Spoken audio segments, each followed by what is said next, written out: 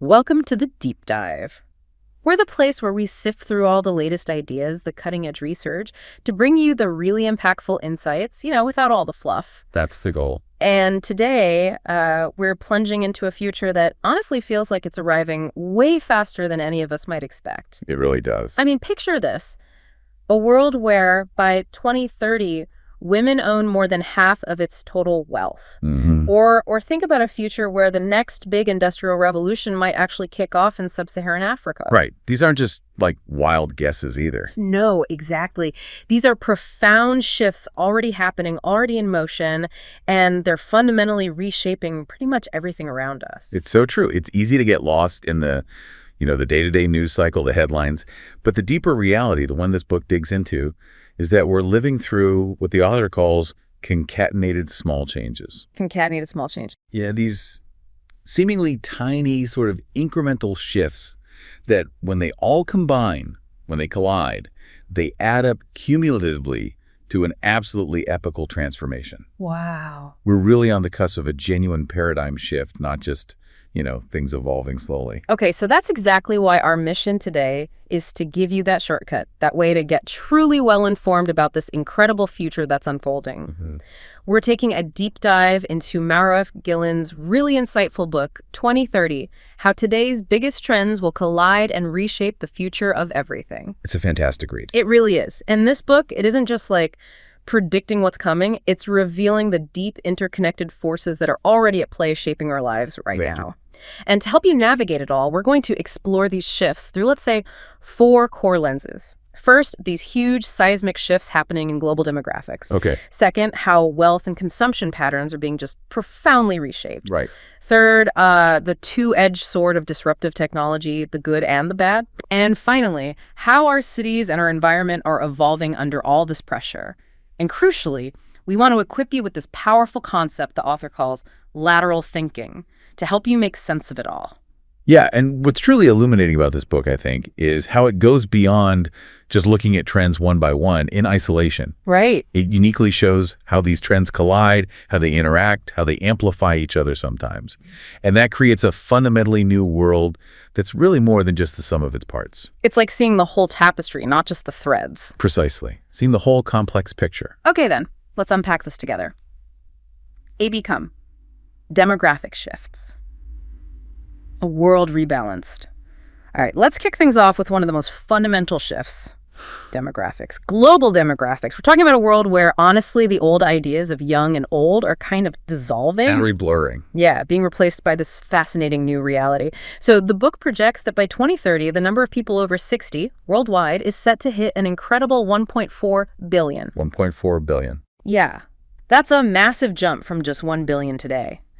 And what's maybe even more significant is that this isn't just a number. This group represents the fastest growing market segment on the entire planet. And this really forces us to challenge so much of our kind of conventional wisdom, doesn't it? It really does. For years, I mean, the business world, marketing, everyone's been almost laser focused on millennials as the primary consumer group, the engine of growth. Right. The only game in town, almost. Pretty much. Yeah. But Gillen's book really highlights that older generations aren't just living longer lives. They're living healthier, more active, and crucially wealthier lives. Mm-hmm. They control a huge chunk of wealth. I think the book says in the United States, for instance, this demographic controls something like 80% of the total wealth. 80%. 80%. So this isn't just some, niche market that companies can sort of dabble in. It's rapidly becoming a major driving economic force that demands serious attention. Nice. So here's where it gets really interesting and frankly a little bit mind-bending for me. Get this statistic from the book. In 2019, for the first time ever in its history, the U.S. had more grandparents than grandchildren. Wow. Just let that sink in. Right. That's a statistic that genuinely made me pause. What does that even signify, like, on a deeper societal level beyond just people are getting older? Well, it's more than just numbers on a chart, isn't it? It signals profound shifts in, family structures, for one. Yeah. Caregiving dynamics, who looks after who, even things like political lobbying power. The sheer financial influence of this demographic is often just completely underestimated. And that leads to what the book calls this gray market. that so many businesses are just, well, woefully unprepared for. Right. And Gillen points out this isn't just a Western thing either. China is set to add a staggering 113 million people over 60 by 2030. 113 million. In India, another 50 million. Even smaller nations, like Bangladesh, will see their over 60 population jump from 13 million to 21 million.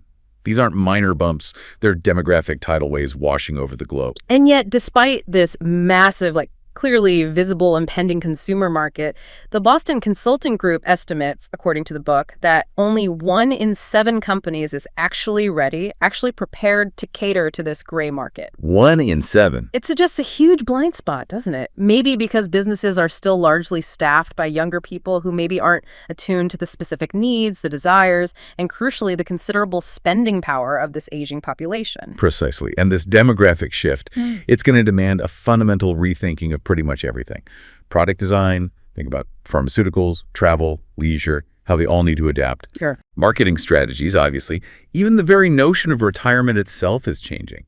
It implies new demands on healthcare systems, housing, urban planning. It's not just about more people. It's about a fundamental redefinition of life stages and economic contributions throughout life. So, okay, what does this all mean for you listening right now? It means whether you're designing products, planning your own retirement, thinking about financial services, or even just considering your career path, you simply cannot afford to ignore this demographic shift. Absolutely not. It's about challenging our preconceived notions of what old even means anymore, realizing that, 60 might be the new 40 or even 50, and recognizing that vitality and economic power are extending much further into later life than ever before.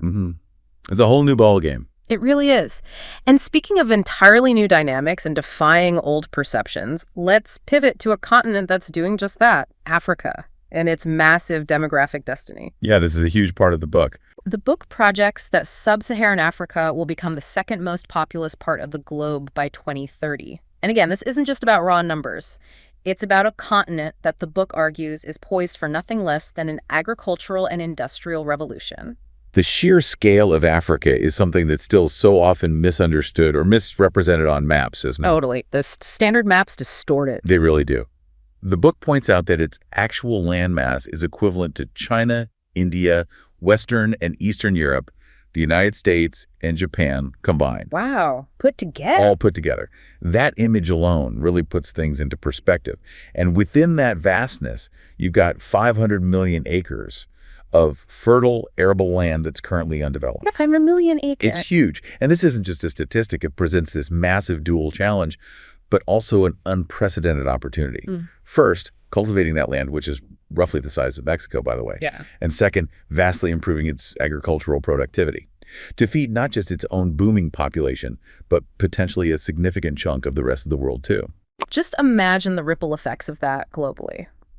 The book gives us these incredible, really tangible examples, like Samuel Ovidi Owino and Celestina Mumba in Kenya, or Pastor Felix Afolabi in Nigeria. Right, real people. These aren't abstract figures. They're real people on the ground using new farming techniques, using mechanization to actually transform their land.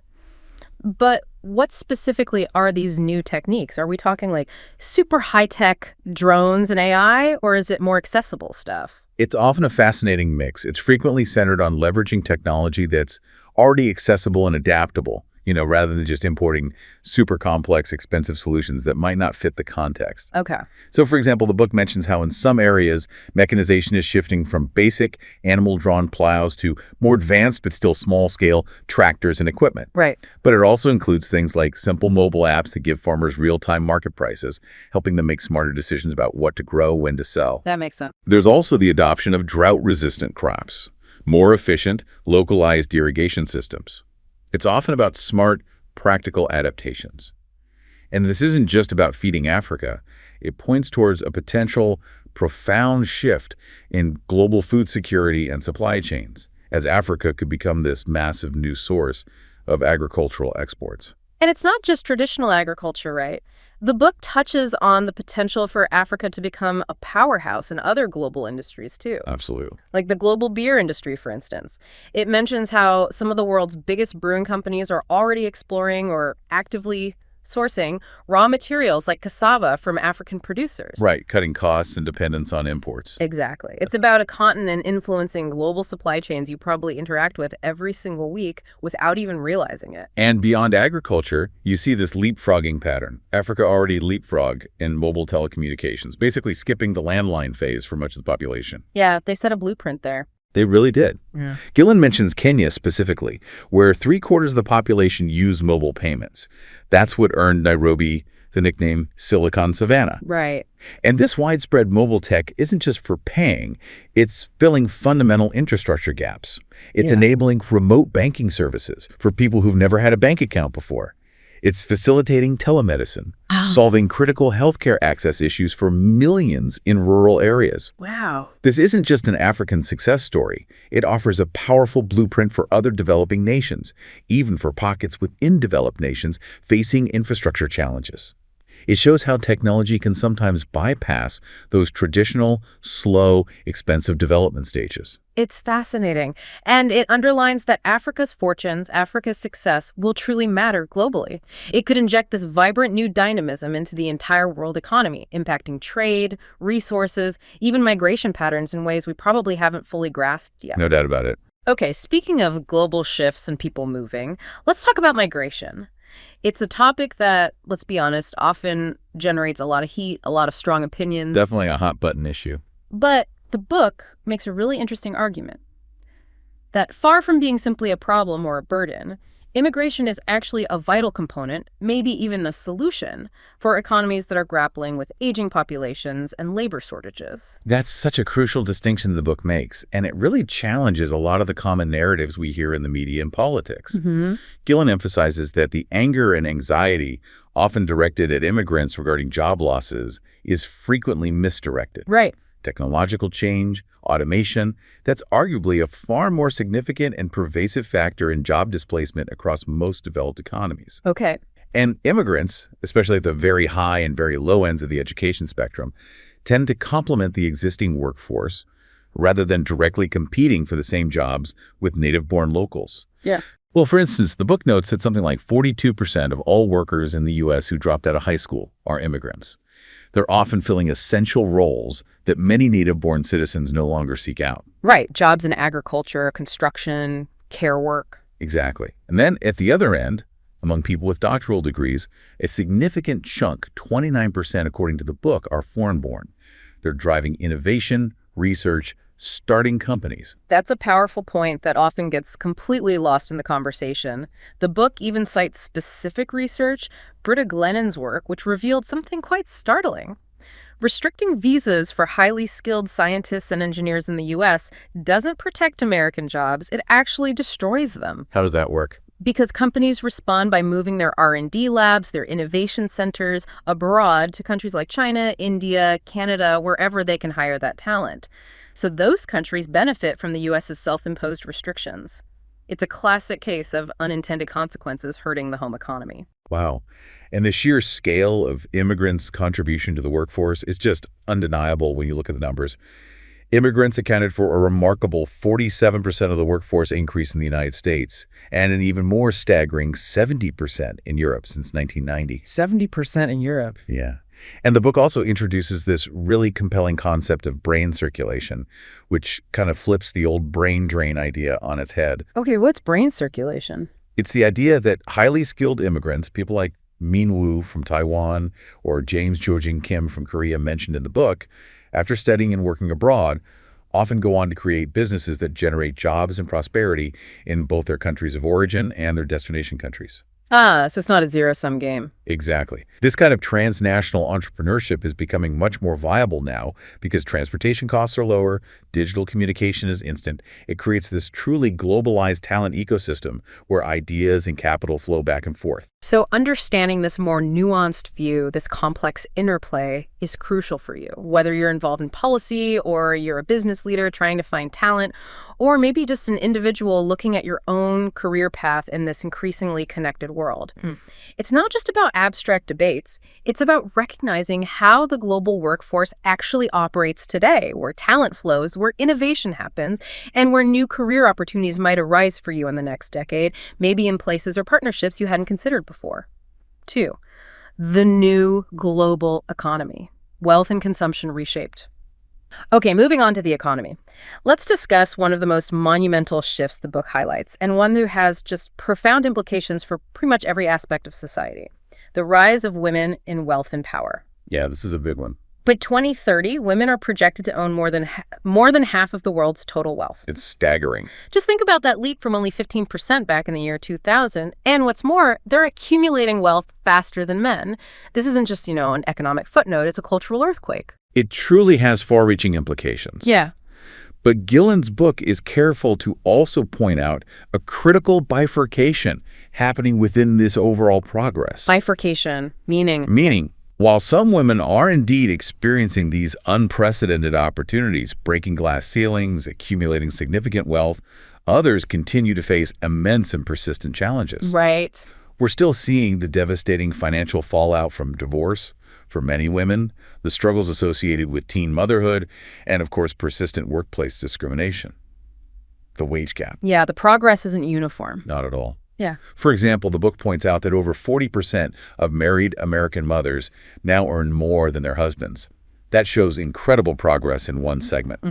But other segments are definitely lagging behind. It really makes you think about how quickly societal norms have shifted, though, doesn't it? I mean, I remember the whole Harvard-Yale study controversy back in the 1980s. Oh, yeah, the one that said educated women wouldn't marry. Exactly. It famously and very wrongly suggested highly educated women were basically dooming themselves to spinsterhood. The book points out how dramatically society has changed since then. You have more unmarried couples living together, raising children today than ever before. Right.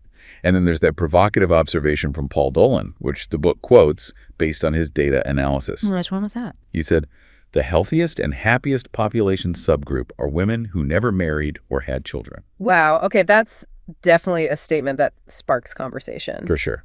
And it challenges those traditional notions of what constitutes success and happiness for women. But he argues it's backed by empirical data. Interesting. Absolutely. Yeah. And despite these inspiring narratives of progress, the book doesn't shy away from the persistent challenges, especially for women entrepreneurs. Many still start businesses out of necessity, not opportunity, or they face a lack of foundational business knowledge, access to capital.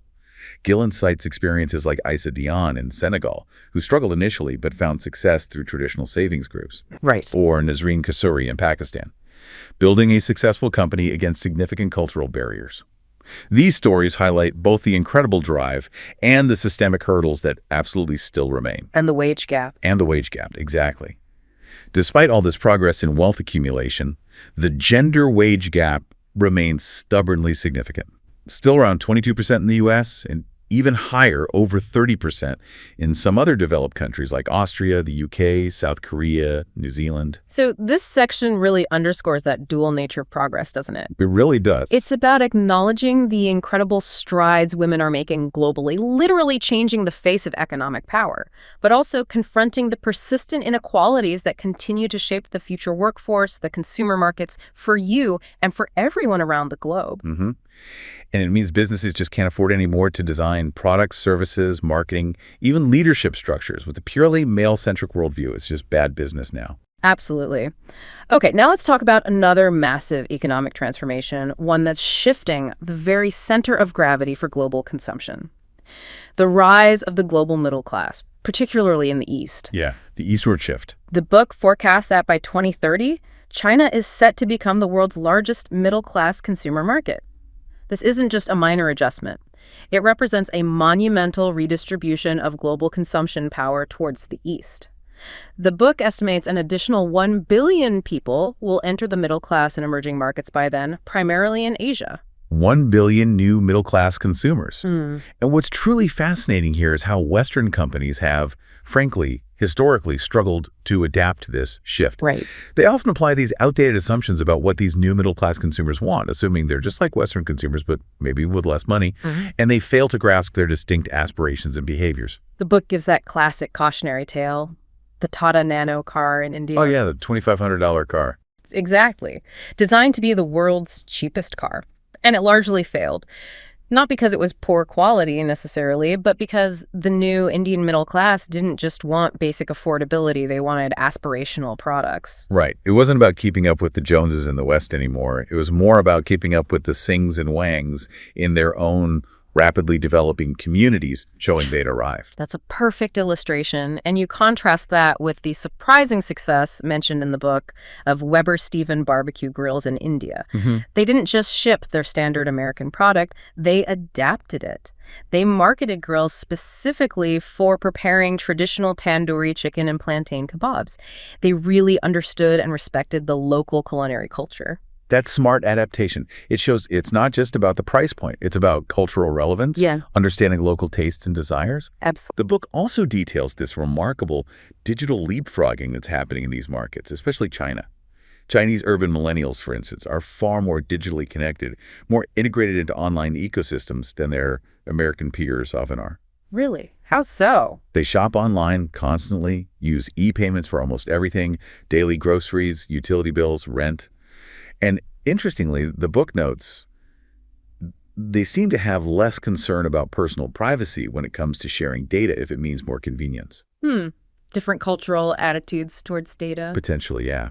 And there's also this really fascinating, maybe counterintuitive shift happening in Chinese millennial saving habits. They're actually starting to behave more like American consumers. Taking on debt. Exactly. Taking on more short-term loans, embracing credit cards and consumer finance in a way previous generations didn't. And this subtly undermines that traditional global financial dynamic where China was seen as the world's massive saver and the U.S. as the insatiable spender. That's changing. So this sort of clash, as the book puts it, between the sometimes declining old middle class in Europe and the United States and this burgeoning new middle class in emerging markets, that's undoubtedly a defining economic and political reality for 2030 and beyond. Sure. It means Western companies have to fundamentally rethink their global strategies. And for you, it means recognizing these shifting centers of economic gravity, understanding who the new global consumer really is, and adapting your perspectives on international markets, opportunities, and even competition. 3, technology's two-edged sword, disruption and opportunity. All right, let's talk technology. We often think of the latest, most advanced tech as being, the exclusive domain of the wealthy or primarily developed for Western markets first. That's the common perception. But the book really flips that script. It shows how technology, sometimes even in seemingly simple forms, is providing basic necessities and allowing entire economies to actually leapfrog traditional, expensive, and often pretty inefficient infrastructure. Yeah, that leapfrogging concept is key. And that statistic Gillen provides is just so striking. In many parts of Africa, there are literally more cell phones than toilets. More cell phones than toilets. Just think about that. This isn't just some quirky anomaly. It highlights how mobile technology isn't just a convenience anymore. It's a fundamental tool that's bypassing traditional fixed-line infrastructure to deliver essential services that people never had access to before. Like what kind of services? Well, the book shares this incredible story of Eleanor Jarasanini in Madagascar. She uses a waterless toilet from a company called Luwat. Okay. And this isn't about luxury eco-living. It's a sustainable sanitation solution that also produces biogas, which she then uses to charge her cell phone. Wow. So it solves 2 problems at once. Exactly. Sanitation and basic electricity in a way that's uniquely adapted to local conditions and needs. It's brilliant, really. And then you think about Kenya's transformation into the Silicon Savannah. 3/4 of its population now uses mobile payments. That has completely revolutionized access to financial services for millions who are previously unbanked. Totally unbanked. And that same mobile infrastructure, as you mentioned earlier, is enabling things like telemedicine, solving critical healthcare access issues for millions in remote, rural areas. Right. Connecting patients to doctors hundreds of miles away through a phone. It's a testament to how mobile tech isn't just about talking or texting anymore. It's about building an entire virtual service infrastructure where physical infrastructure is lacking or too costly to build. The book uses the history of the wristwatch as this really powerful metaphor for how technology undergoes continuous disruption and reinvention. Yeah, I loved that analogy. It started as a luxury item for the elite, right? Yeah. Then became a mass-produced necessity, especially during wartime. Then it seemed like it was going to be made completely obsolete by the rise of cell phones. Everyone thought the watch was dead. Exactly. Only to be reinvented again as a smart accessory, a health tracker, a communication device on your wrist. It's a great illustration that technology always finds new ways to solve problems or create new needs and reshape daily life, often in completely unexpected and cyclical ways. Yeah. It reminds us that what seems obsolete today might just be waiting for its next, maybe lateral reinvention. It really reveals how innovation isn't always about complex breakthroughs or inventing something totally new out of thin air. It's often about applying existing technology laterally, creatively, sometimes even mundanely, to solve fundamental human problems in unconventional and, crucially, widely accessible ways. Well said. Okay, so from the practical applications of mobile tech to the truly profound, let's look now at how artificial intelligence, robotics, and 3D printing are poised to redefine nearly every aspect of our lives by 2030. Yeah, these are the big ones people talk about a lot. They really are. And these aren't just buzzwords anymore or concepts from science fiction novels. They're foundational technological shifts that are already rapidly integrating into our society, whether we notice it or not. And they certainly present that two-edged sword the book talks about so eloquently. Yep. Automation and AI. They raise significant and very valid concerns about job displacement. Gillen mentions, for example, that 3 million trucking jobs in the U.S. are potentially at risk with the advent of self-driving vehicles. 3 million just in trucking. Just in trucking. Yeah. And he forecasts that by 2030, the manufacturing sector could actually employ more programmers and robot controllers than traditional day laborers on the factory floor. Wow. But on the other edge of the sword, they also offer immense solutions. Vastly increased efficiency, highly personalized healthcare tailored to your specific needs, the creation of entirely new industries and job categories we can barely even imagine today. And we're already seeing this in action beyond just factories, right? Robots are increasingly being deployed in places like senior care. Yeah, that's a fascinating area. Japan's Pero, the robotic seal, which provides comfort and reduces stress for dementia patients. Or Toyota's human support robots that can retrieve medication, help with daily tasks for the elderly living alone. Even in children's hospitals, the book mentions robots like the Neo Evolution VS interacting with patients, helping with physical therapy, providing emotional support during long stays. It's moving beyond just industrial automation into social automation. Which brings up a whole host of new questions, particularly ethical dilemmas, as these technologies become more autonomous, more capable of making decisions. Right, the trolley problem. Exactly, the classic trolley problem, but applied to autonomous vehicles. How does an AI decide who to spare in an unavoidable accident scenario? Who makes that call? Who programs that morality? Precisely. Gillen discusses MIT's moral machine experiment, which was huge. It collected 40 million decisions from 2 million people worldwide on these kinds of ethical dilemmas for AI. And what did it find? It revealed fascinating and often significant cultural differences in ethical preferences. There are no universal rules for how people think an AI should be held in these situations. So what does that mean? It means we desperately need a critical global conversation to establish some kind of social consensus on how these technologies should make life or death decisions. We can't just leave it solely to the engineers or individual companies to decide in secret. That's a really crucial point. And beyond AI and robotics, let's touch on 3D printing. It offers this unprecedented design freedom, but also incredible potential for resource stewardship, for sustainability. The examples in the book are amazing. They really are. From enabling customized parts for niche industries, making repairs possible for older machines, to sustainable construction, like Branch Technology's waste-free process.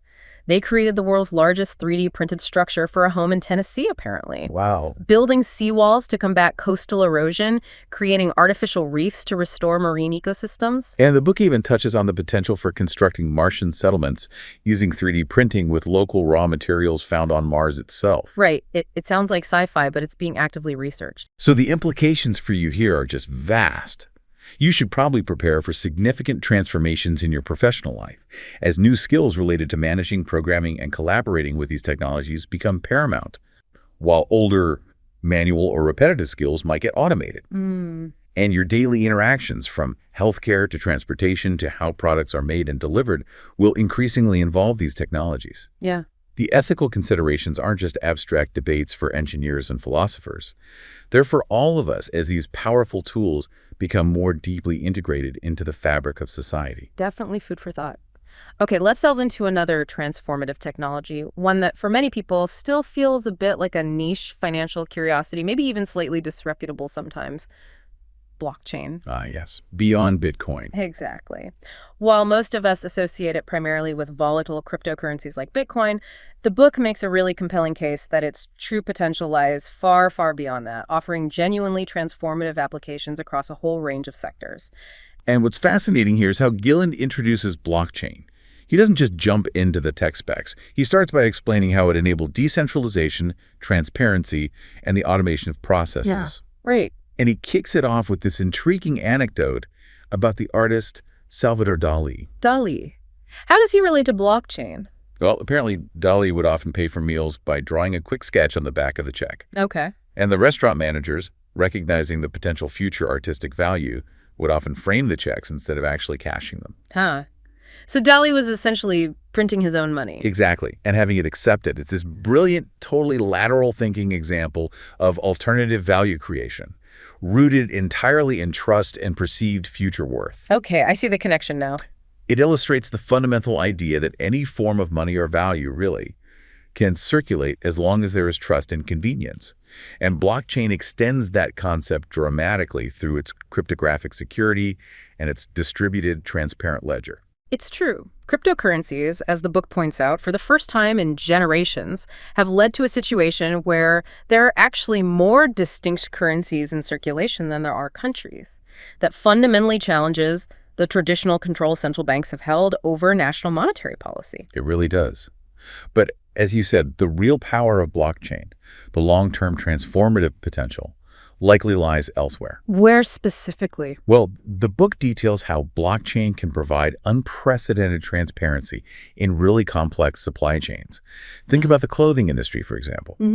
Unique digital tokens could track a garment's entire journey, from the raw cotton field through the factory to the store shelf, right to the consumer. This level of traceability could help combat critical issues like child labor or the use of prohibited environmentally harmful materials, making supply chains far more ethical and verifiable. That's powerful. What about governments? Governments are leveraging it too. Estonia is the poster child, with its pioneering e-residency program and fully digital society model. Citizens can access pretty much all public services online, securely, using blockchain-based digital identities.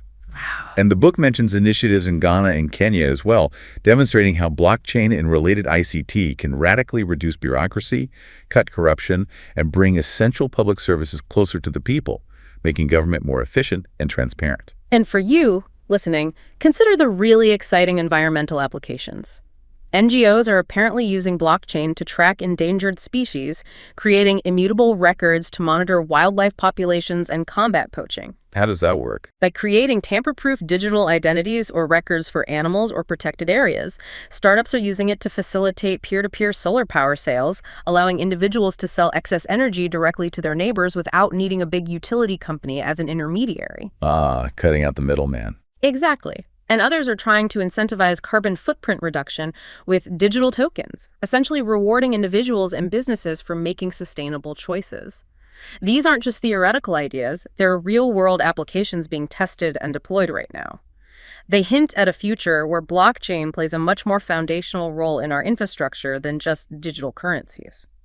So this means blockchain could fundamentally alter financial services as we know them, reshape your interactions with governments and companies, making them more transparent and maybe more direct, and even contribute significantly to addressing critical environmental challenges. All far beyond just speculating on crypto prices. Absolutely. Its real power lies in its ability to build trust and transparency in a decentralized way, which has applications almost everywhere. 4D, urban futures, and environmental challenges. Living on a crowded planet. Okay, next up, let's turn our attention to cities. The book argues that cities aren't just places where these global trends happen to occur, they are actually accelerators. They act as microcosms where all these demographic, economic, and technological shifts we've been talking about intensely collide and interact. Right, they concentrate everything. Exactly. And this concentration, this acceleration, leads to both immense opportunities for innovation, for economic growth, but also potential crises, like dramatically exacerbated inequality and heightened vulnerability to climate change impacts. Rapid urbanization definitely magnifies existing societal problems. The book highlights a stark projection. By 2030, we'll likely have 43 cities with populations exceeding 10 million people. 43 megacities. And a staggering 14 of those with populations over 20 million. Mm-hmm. What's particularly alarming, though, is the climate vulnerability aspect. Mm-hmm. An estimated 80% of the world's urban population is projected to be exposed to the impacts of rising sea levels by 2030. 80%. Just think of the major global megacities. Jakarta, Manila, New Orleans, Miami. Many others are located right on coastlines. They're on the absolute front lines of this environmental challenge, facing potentially existential threats to their infrastructure, their economies, their populations. And it's not just about the rising waters, is it? Urban growth also seems to intensify existing inequalities. Plato observed this 2.5 millennia ago. He said any city, however small, is in fact divided into two. One the city of the poor, the other of the rich. It's a timeless observation, isn't it? Chillingly relevant. Totally. The book even explicitly references Fritz Lang's iconic 1927 silent film, Metropolis. The visuals in that film. Incredible, and it perfectly captured that stark divide. The toiling workers living miserable lives underground, powering the glittering city for the wealthy elites who reside in these futuristic skyscrapers way above ground. It feels disturbingly prescient sometimes. It absolutely does. Yeah. And the numbers back it up. The UK House of Commons Library, cited in the book, predicts that by 2030, the richest 1% globally will own something like 2/3 of the world's wealth. 2/3? Owned by the top 1%. Yeah. And most of them will be increasingly residing in cities, further concentrating economic power and opportunity in specific urban enclaves. This extreme concentration of wealth, coupled with the climate vulnerability of many urban areas and the intense demand for resources like water and energy, it creates significant challenges for urban livability, for social cohesion. It creates what the book refers to as immense friction within these dense environments. So your urban environment, if you happen to live in one, is truly a dynamic laboratory for the future. It's highlighting both these critical challenges that require really urgent attention and also the pressing need for innovative solutions to ensure that growth is sustainable and, crucially, equitable. Big challenges ahead for cities. Definitely. So how do we even begin to address these growing challenges, especially things like resource scarcity in these increasingly crowded urban environments?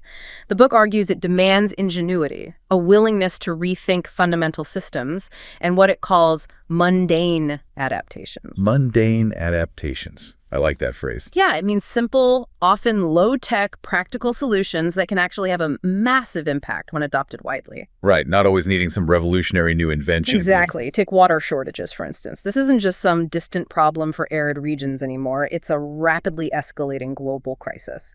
Gillen provides the sobering projection that by 2030, almost 4 billion people, that's nearly half of the world's projected population, then will live in areas facing serious water scarcity. 4 billion people. And these are predominantly in fast-growing urban centers across Asia, South Asia, and the Middle East, making water scarcity a critical threat to urban stability, economic development, and basic human health. Like a massive looming crisis. It is, but the book also offers these inspiring solutions, showing how lateral thinking can overcome really daunting challenges.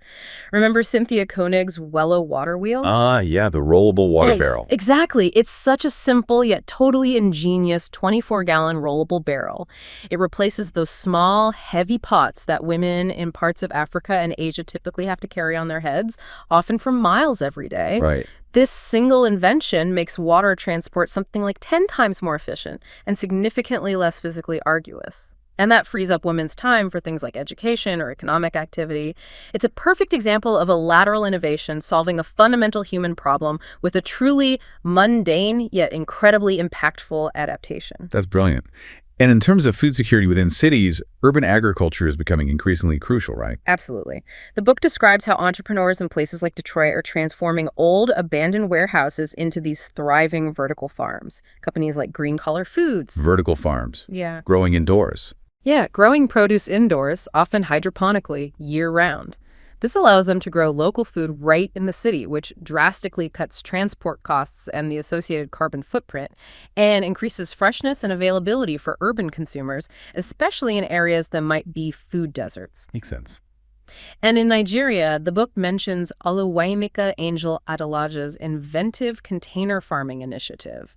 using shipping containers, solar power, and highly water-efficient techniques to bring food production directly into urban areas to help address Africa's growing food needs. So using existing infrastructure like containers in new ways. Exactly. It's also about applying insights from behavioral economics, nudge theory to urban challenges. The book gives the example of traffic management. Instead of just relying on punitive fines for speeding, simply informing drivers electronically about the status of upcoming traffic lights, whether they'll be red or green when they arrive, can encourage smoother, more fuel-efficient driving. Reducing that frantic acceleration in braking. Right, which is both environmentally beneficial and reduces overall urban congestion. These small, collective changes, often enabled by simple technology and smart design, can have a massive cumulative impact on urban livability, resource management, and even your daily commute, especially as our world gets more crowded. It shows the power of small, smart changes. Definitely. Now let's talk about the hip city phenomenon. Many cities around the globe are undergoing these incredible revitalization projects, trying to become cool, attractive hums for this so-called creative class. Right, attracting talent. But the book points out a potential dark side. These projects, while seemingly positive on the surface, can inadvertently exacerbate internal inequality. They can create what amount to deeply divided societies within their own city limits. This is such a critical observation, and one that really challenges that popular, often boosterish narrative of urban renaissance we hear so much. Cities like Bilbao, Spain, famously revitalized by the iconic Guggenheim Museum, or Pittsburgh, Pennsylvania, which has made that remarkable transition from a declining steel town to a hub for robotics, AI, and healthcare. They certainly see economic growth and revival in parts of the city. Yeah, the Bilbao effect. Exactly. But as Gillen notes, quoting researchers like Alan Malik, these benefits are often tightly clustered in specific, gentrifying, hip neighborhoods. They often leave lower-income areas and the residents who live there completely behind. Malik's book, The Divided City, really highlights how this kind of urban revival often ignores or even actively marginalizes the poor within its own boundaries. And that creates the significant bifurcation, as the book terms it. You get these highly educated professionals thriving in these revitalized urban cores, enjoying the new cafes and amenities, while functionally illiterate populations, which the book notes still comprise about 15% of the adult population, even in a country like the US, are increasingly left behind, facing fewer decent job opportunities, less affordable housing, less upward mobility. It's a widening chasm that really threatens social cohesion. It does, although the book offers a really fascinating counterexample, one that challenges many assumptions about what urban revitalization has to look like. Chattanooga, Tennessee. Chattanooga, what's their story? After struggling for years with industrial decline and really severe pollution, they made this bold public investment in a citywide fiber optic network, calling it the gig. Okay, high-speed internet for everyone. Exactly. And it completely transformed the city into this vibrant startup hub. But what's really unique is that it didn't just attract the stereotypical, coastal urban creative class. It attracted a diverse southern creative class, people who were entrepreneurs and techies, but also deeply interested in things like hunting and fishing. So it broadened the definition. It really did. It shows that tolerance, which is one of Richard Florida's famous 3 T's for attracting the creative class, along with talent and technology, doesn't just mean one thing. It can manifest in diverse and unexpected ways, fostering a truly inclusive kind of dynamism that wasn't just about copying Silicon Valley or Brooklyn. That's a great example. So the future of cities, it seems, depends less on just attracting the cool kids or building shiny new stadiums, and more on finding genuine ways to bridge these internal divides, ensuring equitable growth and opportunity for all residents. Absolutely. That impacts everything from access to good education and jobs, to social cohesion, public safety, the overall quality of life for everyone living in these increasingly important urban centers. V, the sharing class. New ways of life and work. Okay, let's talk about one of the most visible shifts in our daily lives, something many of us interact with regularly, and one that's fundamentally altering our relationship with possessions and even with work itself. The sharing economy. Yes. Uber, Airbnb, and the like. Exactly. The book describes it as a perfect storm of converging global trends that are fundamentally challenging that traditional societal aspiration of ownership and introducing entirely new paradigms for how we consume things and how we work. It's a truly monumental shift, and it goes way beyond just occasionally catching a rideshare or renting a room for vacation. The collaborative economy, as the book calls it, is projected to account for a really significant portion, potentially up to 30% of total work and consumption globally by 2030. 30%, that's huge. It's massive. And this isn't just some minor trend. It's being driven by these powerful digital platforms that drastically reduce transaction costs, the friction involved in finding someone to share with or rent from, and make everything incredibly convenient, usually right from your smartphone. The book highlights the converging trends fueling this surge. Things like declining fertility rates, meaning smaller households with potentially more space or fewer cars needed, longer life expectancy, creating new economic needs for seniors, obviously widespread smartphone use making access instant, and this growing cultural interest, especially among younger generations, in access and sharing rather than outright ownership. Think about Airbnb's phenomenal success story. The book points out that its origins and rapid expansion weren't just rooted in clever tech innovation, but also in a very human need. It was. Senior citizens needing to monetize their spare rooms, often because they had growing doubts about the long-term viability of public pensions or their retirement savings. Airbnb provided an easy way to do that. Ah, interesting. So it tapped into a pre-existing need. Exactly. Or consider Uber's early strategy, their bold defiance of those initial cease and desist orders from cities. Right, they just ignored them sometimes. Pretty much. It effectively made them too big to ban by rapidly achieving scale and leveraging powerful network effects before regulators could catch up. It's a strategy that fundamentally changed how disruptive businesses interact with regulation.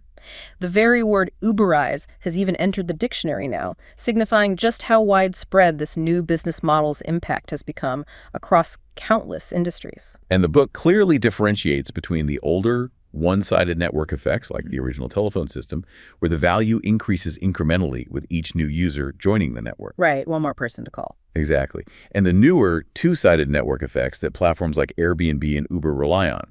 In a two-sided network, increased participation by one group, say, more drivers signing up for Uber, dramatically raises the value and utility for the other group, the passengers needing rides, and vice versa.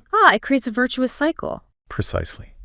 And this powerful dynamic has led to the rapid rise of these massive sharing giants globally, especially in China, where the book notes that local companies like Didi for ride-hailing or WeChat, which integrates payments and countless services, often completely dominate their domestic markets and are, in many cases, significantly larger and more integrated into daily life than their American counterparts. So this means your relationship with property, with work, with consumption is fundamentally changing, whether you actively participate in the sharing economy or not. It's opening up new opportunities for income generation, for flexibility, allowing people to monetize underutilized assets like a spare room or a car or skills through freelance platforms. But it's also raising these profound questions about the broader societal implications of a future that's less driven by traditional ownership and long-term employment. Issues around worker rights, job security, the definition of an employee. Definitely complex trade-offs involved. For sure. And while the sharing economy promises these significant benefits like reducing waste by sharing assets, increasing resource efficiency, the book also dives into the critical debates it sparks. Debates about inequality, the rise of precarious work, and its complex, sometimes even paradoxical impact on our cities and the environment. This is where we see that concept of the tragedy of the digital commons potentially playing out. Explain that. Well, while car sharing services, in theory, could reduce the need for everyone to own a personal vehicle and thus cut down on urban congestion and emissions, some studies on ride-hailing, for instance, have actually shown the opposite effect in certain cities. Really? How? By making car travel so convenient and cheap, it might actually lead to more cars, more trips, more miles overall as people choose it over walking, cycling, or taking public transportation. It's not always a clear-cut environmental win, and the book explores this nuance really well. It depends heavily on how people use the service. Okay, that makes sense. And the inequality aspect. Critics, as highlighted in the book, argue that the sharing economy can actually exacerbate existing inequality. Okay. How? By disproportionately favoring those who already own valuable assets.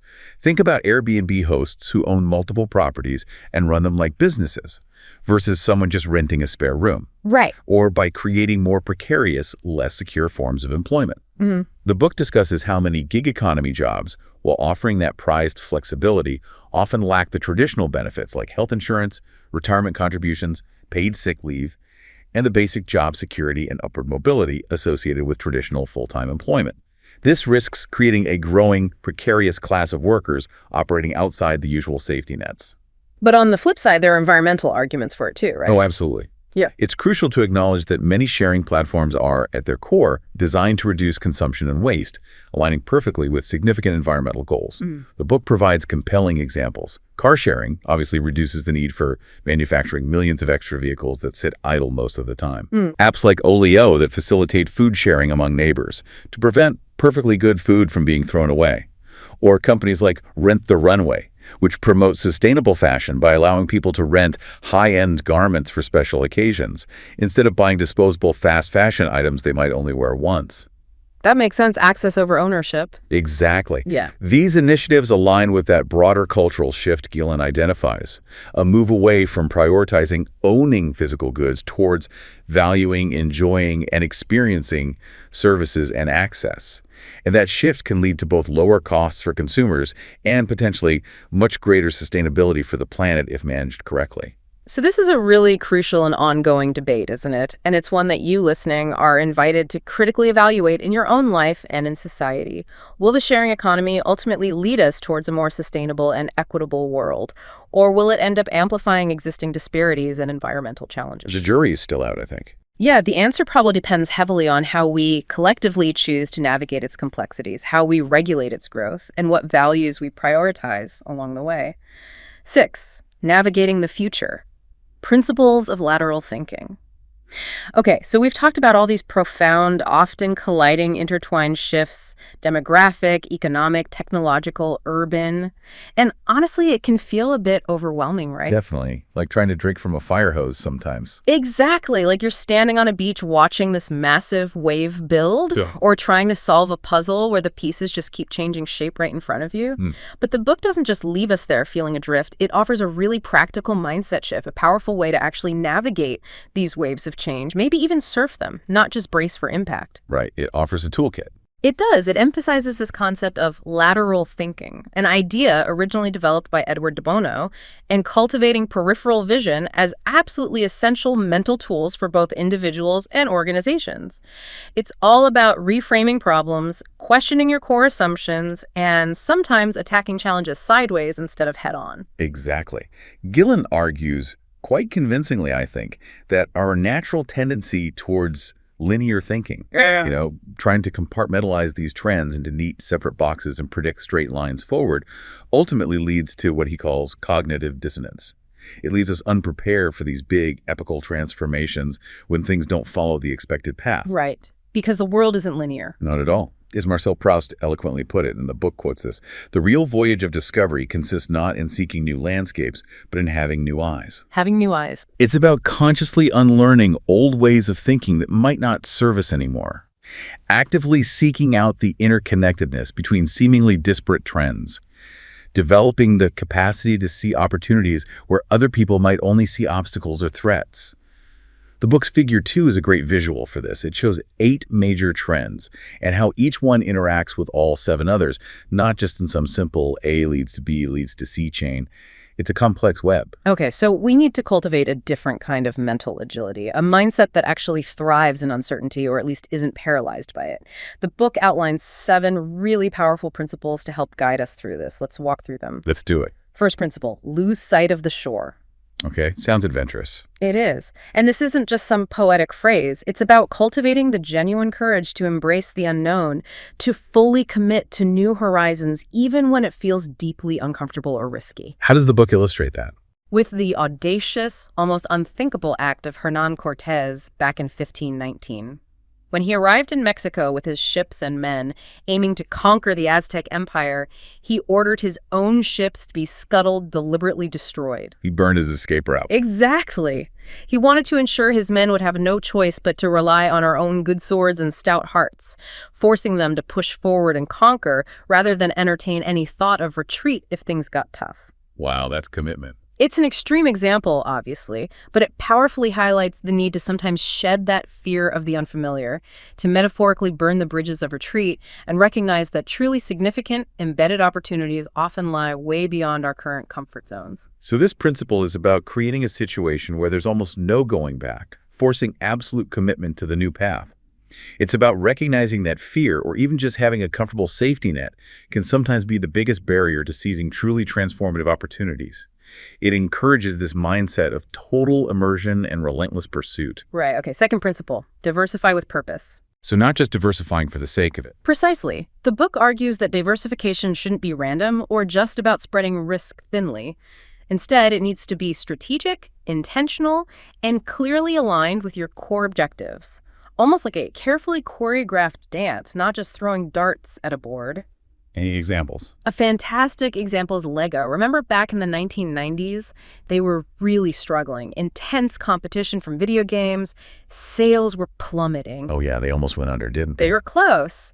But they completely reinvented themselves, not just as a toy company selling plastic bricks, but as a lifestyle brand. They strategically diversified into things like branded clothing, jewelry, watches, even those hugely successful family-friendly movies like the Lego Movie and its sequels.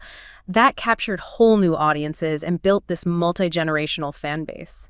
And what's particularly brilliant about Lego's strategy, as the book highlights, is how they truly harness the wisdom of crowds and the power of their fan community. Through Lego Ideas. Exactly. Their Lego Ideas online community, which has nearly 1 million adult members now, allows them to directly engage users, crowdsource ideas for new product sets, even generate marketing buzz and content.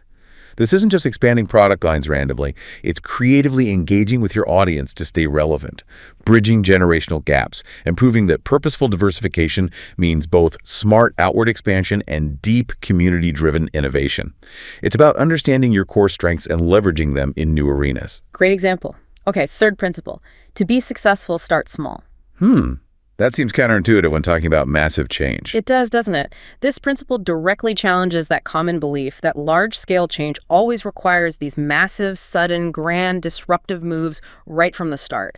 Instead, the book advocates for a more incremental approach, emphasizing continuous iteration, learning from mistakes, and adapting as you go. Like lean startup methodology. Kind of, yeah. It points to Steve Jobs' philosophy for Apple products.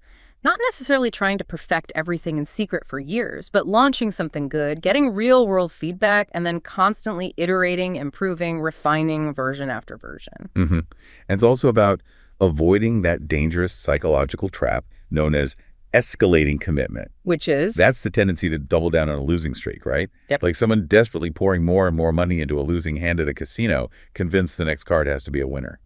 The book warns that in a world of massive, rapid change, stubborn adherence to a strategy that clearly isn't working is far more dangerous than being willing to pivot quickly, even if it means admitting a mistake.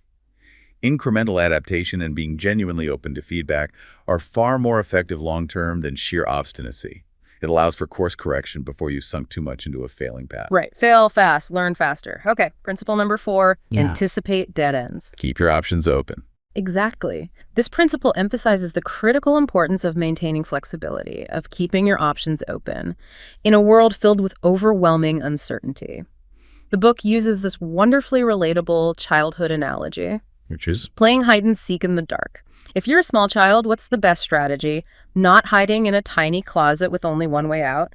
The best strategy is often to choose a large room with multiple doors, keep those doors open if possible, and stand somewhere roughly equidistant from them. So you can bolt in any direction if needed. Precisely. This options thinking is crucial for individuals and organizations alike. It's about preserving your ability to change direction if your initial assumptions about the future turn out to be wrong, or if new, unforeseen circumstances suddenly arise, which they inevitably will. In a highly uncertain and volatile world like the one we're heading into, being able to pivot quickly, having those multiple doors open, can be the difference between success and getting trapped by outdated plans or assumptions. It limits your downside risk while simultaneously preserving your upside potential by allowing you to capitalize on emerging opportunities you didn't foresee. Makes perfect sense. Keep nimble. Okay, principle 5. Approach uncertainty with optimism. Easier said than done sometimes. True, but this principle isn't about blind naivety or ignoring risks. It's about consciously choosing to focus on the potential opportunities hidden within uncertainty, rather than solely dwelling on the downsides and threats, even when facing formidable stressors and challenges. The book quotes Winston Churchill, a man who certainly faced his share of daunting uncertainties. What did he say? The pessimist sees difficulty in every opportunity, while the optimist sees opportunity in every difficulty. It's about that fundamental shift in perspective. How does that apply practically? Well, take a massive challenge like climate change. While it's undeniably daunting in its scale and the potential implications, approaching it with an optimistic, solution-oriented mindset reveals it as also an immense and fertile ground for innovation. New clean technologies, sustainable business models, proactive adaptations that can actually drive economic growth and societal improvement, turning daunting problems into powerful catalysts for progress and entirely new industries, rather than just sources of fear and paralysis. So it's about framing challenges as opportunities for action. Exactly. Okay, sixth principle, and this one is really counterintuitive in a world often obsessed with growth and abundance. Don't be scared of scarcity. Don't be scared of scarcity? How does that work? The book argues that scarcity, rather than being just a limitation or a problem to be overcome, can actually be a powerful catalyst for innovation and lateral thinking. It forces us to be more creative, more resourceful, to do more with less. And it revisits the famous, or perhaps infamous, story of Easter Island, Rapa Nui. Ah, the island with the giant heads and the supposed ecological collapse. Right. The conventional narrative, popularized by Jared Diamond in his book Collapse, depicts the islanders as having basically caused their own societal downfall through reckless environmental degradation, cutting down all the trees leading to soil erosion, starvation, warfare, a classic Malthusian catastrophe. A cautionary tale. Exactly. But Gillen's book presents a different, more recent interpretation, drawing on the work of anthropologists like Terry Hunt and Carl Lipo.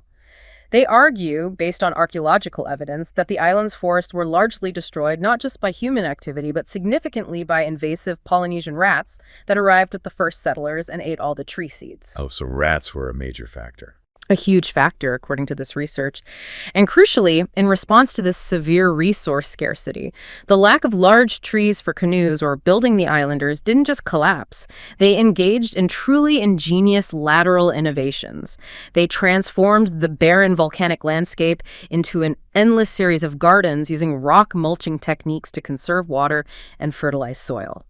And they developed sophisticated engineering techniques, possibly using ropes and rocking motions to walk their massive moai statues across the island without needing large logs for rollers. So they adapted ingeniously. They adapted incredibly. This reframing shows that instead of being a simple story of failure, Easter Island might actually be a testament to human resilience and remarkable adaptability driven by scarcity. It shows that necessity can indeed be the mother of invention, forcing societies to find new, incredibly creative ways to thrive even when resources dwindle. It's a powerful lesson in resourcefulness. That's a much more hopeful reading of that history. It really is. Okay, and finally, the seventh principle, take the current. Ride the wave. Pretty much. This principle emphasizes the crucial need to embrace change actively, to organize yourself or your company to actually catch the waves of transformation, rather than just trying to minimize losses, build seawalls, or resist the inevitable incoming tide. The book points to the COVID-19 pandemic as a perfect recent example of a powerful epochal event. Yeah, that changed everything. It did. And the pandemic didn't just disrupt existing trends. In many cases, it massively accelerated them. Think about the rapid, almost overnight shift to remote work and digital platforms for education, shopping, socializing, or the increased focus on resilient supply chains, localized manufacturing, and the sudden need for things like 3D printing to produce medical supplies, like face shields and ventilator parts, when traditional supply lines broke down. Right. It forced rapid adaptation. Yeah, exactly. Gillen argues that being prepared not just to weather these storms, but to actually surf these powerful currents of change, to harness their momentum, rather than being swept away by them, is absolutely essential for survival and prosperity in the new world that's already emerging and will be undeniably here by 2030. It's about proactive adaptation, not reactive defense. Outro. So we've taken a really deep dive today into Mauro F. Gillen's remarkable book, 2030. We've uncovered how these profound demographic, economic, and technological shifts aren't happening in isolation. They're inextricably intertwined, colliding and reshaping our world in ways that will be totally undeniable by the end of this decade. Yeah, and the core message really isn't about trying to make precise predictions of exactly what will happen. It's more about cultivating that mindset, that lateral thinking, that adaptability to actually thrive in this rapidly changing reality. And the book leaves us, and leaves you, with a really compelling challenge, I think. How will you take these insights, these principles, and apply them to your own life, your career, your community? Right. How can you start spotting those weak signals, questioning your own assumptions, connecting the dots in your own surroundings so that you can ride these coming waves of change rather than getting caught unprepared or swept away? It's a call to active engagement with the future. It really is. And this deep dive, just like all our deep dives, is specifically designed to give you that shortcut, that way to get well-informed quickly on complex topics. And if you enjoyed unpacking these big ideas with us today, Which we hope you did. make sure you don't miss out on future insights we share. Indeed. The ideas presented in this book really highlight the kind of critical thinking that's absolutely necessary to navigate our rapidly changing world. For more discussions like this one that connect the dots and challenge assumptions, we definitely invite you to join our community. So if you want to keep getting smarter, faster, the best way is to head over to YouTube and search for Mindset Deep Dive. Find our channel, hit that subscribe button, and maybe give this deep dive a like. Yeah, it genuinely helps us bring more incredible deep dives like this one straight to you. It really does. And you can also leave us a comment there. Let us know what surprised you most from this book, or maybe what other topics, other books you'd love for us to explore in a future deep dive. We do read the comments. We do. So thank you for joining us for this deep dive into 2030. And until next time, keep learning, keep growing, and maybe most importantly, keep thinking laterally.